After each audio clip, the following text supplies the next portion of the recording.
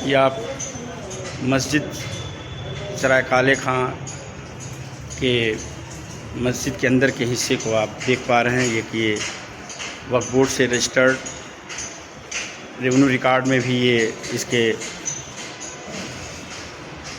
पाए जाते हैं और ये वक्फ बाय डीड है। वक्फ बाय डीड जो रिकॉर्ड वो होता है जिसमें वाकिफ़ जो है अपनी प्रॉपर्टी अल्लाह के नाम से वक्फ करती है। इस सिलसिले में इस मस्जिद के वक्फ बोर्ड ने एक कमेटी बनाई जिस कमेटी में मुतवल्ली मोहम्मद दीन साहब हैं और यहाँ की ये देख रेख करते हैं, अदालती पैरवी भी करते हैं। ये इस मस्जिद के बारे में तफसील अदालत की पैरवी पे रोशनी डालेंगे। मैं इनसे मुखातिब हूँ। जी मोहम्मद दीन साहब, जो भी इसकी पैरवी और आप मस्जिद की तारीख़ और डॉक्यूमेंट के बारे में आप रोशनी डालिए, इससे आवाम को ये जान सके कि हकीकत क्या है। सर, ये हमारी अपनी दादाई खेत हैं और बहुत पुराने खेत हैं हमारे, तकरीबन 4 साल पुराने खेत हैं हमारे। और हमारे दादा जो मोहम्मद शहजा थे, उन्होंने 1972 में एक वसीयत दी कि मेरी प्रॉपर्टी 4 बीघे 3 बिस्वा है जो खेत है, और उन्होंने तकरीबन 1 बीघे 1.5 बिस्वा इसको वक्फ के लिए कहा। और 1972 में हमारे दादाजी ने ये खेत वक्फ कर दिए मस्जिद और मदरसे के लिए। उसके बाद 1973 में उनका इंतकाल हो गया।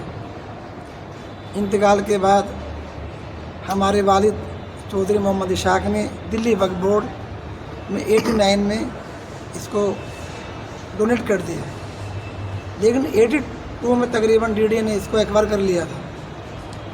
उसके बाद 1996 में ये हमारी प्रॉपर्टी में कुछ मकान बने हुए थे मस्जिद के बराबर में, जो डेमोलिशन कर दी गई, लेकिन डीडी ने मस्जिद को छोड़ दिया गया। 2005 में भी यहाँ पर डेमोलिशन हुआ, उसके बाद ये मस्जिद छोड़ दी गई। और उसी के बाद ये मस्जिद के चारों तरफ एक दीवार है जो बाकायदा ISBT वालों ने इसको बनाया। हमें कभी परेशान नहीं किया, न दिल्ली सरकार ने किया, न डीडी ने किया, न किसी भी विभाग ने किया। लेकिन अचानक तकरीबन 2 महीने पहले 2 अप्रैल में एक रिलीजियस कमेटी की एक मीटिंग हुई सचिवालय में, और उसमें मीटिंग में क्या हुआ क्या नहीं हमें इस बारे में कुछ नहीं मालूम। गया कि आप मीटिंग में शामिल हो जाइए। हमने एप्लीकेशन लिखी, दिल्ली सचिवालय में गए, वहाँ तकरीबन बैठे रहे, रिसीविंग दी पेपर। उसके बाद भी उन्होंने मीटिंग में हमको नहीं बुलाया। फिर ये बाद में 2005 में हम दिल्ली हाई कोर्ट में गए। हाई कोर्ट में जाने के बाद हमको डेट मिली 8 अप्रैल की। डेट मिलने के बाद हमारे वकील ने काफ़ी अच्छी बहसबाजी करी। जज साहब ने DDO को बाकायदा नोटिस दिया कि आप इसका जवाब दीजिए कि आप ज़मीन क्यों लेना चाहते हैं। लेकिन अगली डेट 1 महीने बाद थी, तकरीबन 8 मई में, और 8 मई में कोई जवाब DDO ने नहीं दिया।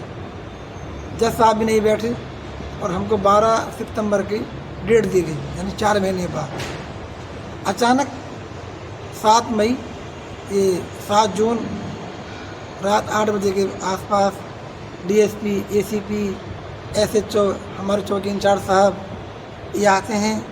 हमको उन्होंने बाहर बुलाया मस्जिद के बाहर, और ये कहा कि आपको 12 या 13 तारीख के आसपास ये मस्जिद डेमोलिशन कर दी जाएगी, आप खाली कर दीजिए। हमने उनसे नोटिस मांगा तो DCP साहब ने साफ कहा कि भाई मैं खुद आ गया हूँ, तो नोटिस की क्या ज़रूरत है। और ये मंडे के रोज़ DD वाले भी आएंगे, MCD वाले भी आएंगे, बिजली बोर्ड वाले भी आएंगे, और वो यहाँ का बाकायदा विज़िट करेंगे। उसके बाद आपकी लाइन काटी जाएगी, तो बेहतर ये है कि आप इसको खाली कर दीजिए। फिर हम दोबारा हाई कोर्ट गए, ये 12 जून की बात है। हाई कोर्ट में हमारे वकील साहब ने काफ़ी अच्छी बहसबाजी करी, मगर यहाँ पर 12 जून 6 बजे के आसपास पुलिस फोर्स भी आ गई थी, बैरिकेड भी लगा दिए गए थे, बिजली बोर्ड वाले भी आ गए थे और मस्जिद में ताला लगाने की धमकी दी गई। लेकिन हम कोर्ट में थे, टाइम हमारे पास था नहीं। अचानक जज साहब ने एक उनका स्टेटमेंट आया कि आप इसको खाली कर दीजिए। टाइम दिया गया 1 महीने का। हम प्रेशर में थे, मजबूर थे। यहाँ से कॉल आ रहे हैं कि भाई फोर्स खड़ी है, बैरिकेड लग चुके हैं और मस्जिद बंद करने की धमकी दी जा रही है। और वहाँ पर टाइम काफ़ी ज़्यादा होने की वजह से हमने मजबूरी में इसको 1 महीने के लिए खाली करने के लिए कहना पड़ा। लेकिन दिल से नहीं कहा, हम मजबूर थे। साथ में हमारे अपने भाई भी थे, अपने यार दोस्त भी थे, वकील साहब भी थे। सब ने मशवरा दिया कि भाई मजबूरी है, फ़िलहाल तो आप हाँ कर दीजिए, आगे इंशाल्लाह देखेंगे कोर्ट में। उसके बाद हमको 1 महीने का टाइम दिया गया। हम अभी ये चाहते हैं कि अगर कोर्ट से किसी भी तरह हमको ये जगह छोड़ दी जाए या इस जगह के बदले हमें कहीं नमाज़ पढ़ने के लिए जगह दे दी जाए तो हमें कोई एतराज़ नहीं। डीडीए का जो प्लान है वो सामने लाया जाए। डीडीए क्या चाहती है, ज़मीन क्यों लेना चाहती है? ज़मीन हमारे अपनी है, दादा इलाही है और इसके बकायदा पेपर हमारे पास हैं, वक्फ बोर्ड से भी, डीडीए से भी, खसरा में, खतौनी में। और तकरीबन ये 40-50 साल पुरानी मस्जिद है। उससे पहले छप्पर की मस्जिद थी, पक्की बनी, हमें परेशानी किया गया। यहाँ पर हर तरह का नमाजी आता है, जमात वाले भी आते हैं, मुसाफिर लोग भी आते हैं, रात में आराम भी करते हैं, नमाज़ें पढ़ते हैं। अब ये बताइए हम कहाँ जाएं? हम भी चाहते हैं कि सरकार इसको कुछ भी बनाए, अपने तरीके से बना ली, हमें कोई इनकार नहीं है। या तो जगह दी जाए या जगह छोड़ दी जाए। कोर्ट का फ़ैसला हम मानेंगे, जो फ़ैसला करेगा। सरकार अगर साथ देगी तो इंशाल्लाह हमें बहुत खुशी होगी, क्योंकि हमारे अलावा और भी मस्जिदें, मदरसे, दरगाहें इस तरह की हैं जो ख़तरे के ऊपर चल रही है। बस मैं ये चाहता हूँ कि जगह छोड़ दी जाए, ये जगह कहीं दी दी। मुतवल्ली साहब, आपकी कानूनी पैरवी और लड़ाई में अदालत में वक्फ बोर्ड के जानिब से किस तरह की मदद मिली और क्या आपकी तवक्को थी? दिल्ली वक्फ बोर्ड ने तो अभी हमारी कोई मदद करी नहीं है। मैंने ऐसे तो आपको बताया है, लेकिन ना तो कोई बोर्ड है, ना चेयरमैन साहब हैं। वहाँ से हमको सिर्फ एक लेटर मिला कि आज आपकी मीटिंग है, सिर्फ उन्होंने इतना ही बताया हमको। बाकी खुद उन्होंने ये कहा, उनके एक अधिकारी ने, कि आप खुद पैरवी कीजिए, आप बोर्ड के ऊपर नहीं रहिए, आप चेयरमैन के ऊपर भी नहीं रहें, आप कोर्ट जाएं। कोर्ट में जाने के बाद आपको जो भी आपका मसला होगा कोर्ट ही कर सकता है। हम तो कोर्ट के ऊपर भी हैं और सरकार के ऊपर भी हैं। अगर कोर्ट चाहे जगह दिलवा दे, कोर्ट चाहे तो जगह छुड़वा दे। सरकार से भी हमको यही उम्मीद है, अभी भी उम्मीद है कि जगह दिला दे या जगह छोड़ दे। इसमें हमारा अपना पर्सनल मामला नहीं है, इसमें जमात वालों का, नमाजियों का, मुसाफिरों का मामला है। हर तरह के आदमी आते हैं। कुछ बच्चे हमारे ऐसे हैं जो बाहर के यहाँ पढ़ने, गरीब बच्चे पढ़ते हैं। हम चाहते हैं कि उनको भी कहीं ना कहीं जगह मिल जाए। बाकी कोर्ट अभी बंद है, हम कोर्ट में भी जाएंगे। जहाँ तक हमसे पूरी उम्मीद होगी हम सुप्रीम कोर्ट भी जाएंगे। वैसे बाकी कोर्ट का जो फैसला होगा वो तो हम मानेंगे। मुतवल्ली साहब, आपके पास दिल्ली की सामाजिक या तंजीम जैसे कि जमात इस्लामी, जमात उलमा हिंद या ऐसी कोई संस्था आई जो आपको आगे बढ़ के मदद के लिए आपसे गुजारिश की या पुकार दिया? हाँ, अभी तक हमारे पास जमात इस्लामी वाले लोग आए हैं, काफ़ी उन्होंने अच्छी मदद करी है, समझाया भी है। हमारे साथ वो अभी लगे हुए हैं। वैसे वो उनसे भी हमें उम्मीद है वैसे कि इंशाल्लाह वो आगे भी लगे रहेंगे। बाकी उसके अलावा अभी तो कोई अभी हमारे पास इस तरह का कोई ना तंजीम आई है, ना ही कोई ऐसा आदमी आया जो हमको इस बारे में बता सके। हाँ, वक्त वेलफेयर फोरम के लोग अभी मेरे पास आए हैं, उन्होंने अपनी बात रखी है, उनसे भी इंशाल्लाह हमको पूरी उम्मीद है। तो आप इस मस्जिद की हिफाजत के लिए आप वो सारे तरीक़ेकार अपनाएंगे? आपने हिम्मत नहीं हारा है, आप कोशिश करेंगे? इंशाल्लाह बकायदा अपनाएंगे। हम कोर्ट भी जाएंगे, सरकार से भी दरख्वास्त करेंगे और जो भी कोई हमारे पास तंजीम के लोग आएंगे उनसे भी इंशाल्लाह हम बात करेंगे, किसी तरह मस्जिद को बचाएंगे। वक्त टुडे के साथ बात करने के लिए बहुत बहुत शुक्रिया।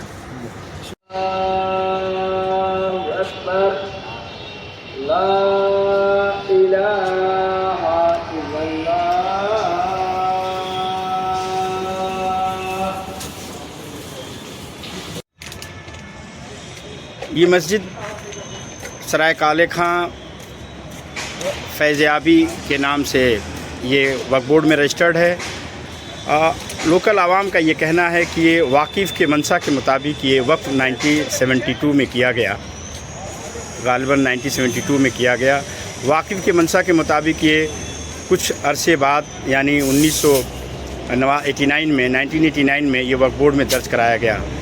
तमाम डॉक्यूमेंट और हायरार्की समझने से ये महसूस होता है कि डीडीए का ये दावा है कि 1983 में इस ज़मीन को अधिग्रहण किया गया। ये एक गांव था, इस गांव में खेत, तालाब, बागात और धर्मार्थ भी रहा होगा।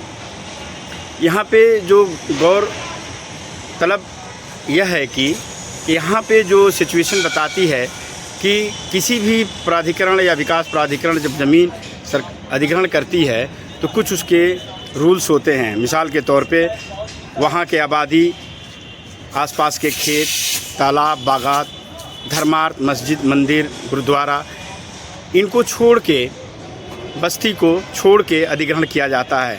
अगर ये मस्जिद 1972 में, जैसा कि यहाँ के लोगों ने बताया कि यहाँ पर एक मस्जिद की तामीर हुई जिसमें कच्ची मस्जिद थी, झोपड़ी से शुरू हुई थी, बाद में ये पक्की हुई और 1989 में ये वक्फ बोर्ड में दर्ज हुई। तो वक्फ बोर्ड को ये बात ज़रूर रिलीजियस कमेटी को दिखाना चाहिए था या अदालत में पेश करना चाहिए था। साथ ही साथ डीडीए को भी कोर्ट के सामने ये डॉक्यूमेंट प्रस्तुत करना चाहिए था। लेकिन जैसा कि मालूम हुआ कि अदालत के पैरवी में ये डॉक्यूमेंट डीडीए ने प्रोड्यूस नहीं कर पाया और नतीजा ये हुआ कि ये वहाँ पर कमज़ोर पैरवी की वजह से या डॉक्यूमेंटेशन के न होने की वजह से ये कोर्ट ने 1 महीने की मोहलत दी है कि इसको खाली कर दिया जाए या डिमोलिश कर दिया जाएगा। क्या रिलीजियस कमेटी डॉक्यूमेंट पर यकीन नहीं करती है? क्या दिल्ली प्राधिकरण विकास डॉक्यूमेंट अपने कायदे कानून को नहीं गौर करती है? ज़रूर ये सवाल है और ये सवाल तब तक है जब तक कि कोर्ट इसको न्याय संगत नहीं देखता है। जैसा कि मुतवल्ली का कहना है या यहाँ के इमाम का कि हम इसको लेके ऊपर की अदालत में जाएंगे और तमाम कोशिश जारी रखेंगे, हम अपनी मस्जिद को बचाना चाहेंगे। इनकी भी फरियाद है अदालत और सरकार से कि कोर्ट की तमाम निर्देश हैं, डायरेक्शन है कि किसी भी विकास के अवरुद्ध में अगर कोई मस्जिद, मंदिर या कोई चर्च आता है तो उसको रिहेबिलिट करना है, न कि डिमोलिश करना है। अगर डिमोलिशन इतना इम्पॉर्टेंट है तो सरकार को इसको रिहेबिलिट करना होगा। देखना है कि 1 महीने में अदालत और सरकार क्या तय करती है। शुक्रिया।